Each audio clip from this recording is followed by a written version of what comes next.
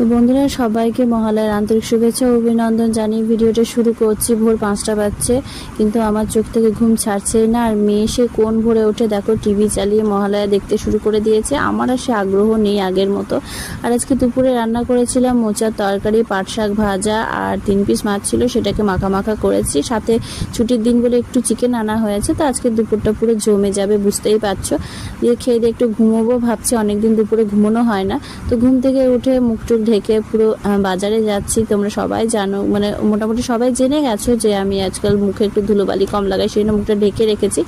চলে এসেছি স্টাইল বাজারে। আমাদের এখানে নিউ ওপেনিং হয়েছে, মেয়ের কিছু কেনাকাটা বাকি আছে এখনও পুজো, সেই জন্য এসেছি। তো বাবা একটা গেঞ্জি মেয়েকে পছন্দ করে দিয়েছে, মানে দাদু পছন্দ করে দিয়েছে নাতনিকে। তো দেখো গেঞ্জিটা মেয়ের খুব পছন্দ হয়েছে, আমারও খুব পছন্দ হয়েছে। আর এদিকে দাদু আরও একটা গেঞ্জি নাতনিকে পছন্দ করে দিচ্ছে। তো এই ছিল আজকে মিনি ব্লগ। যদি ভালো লাগে তো আমার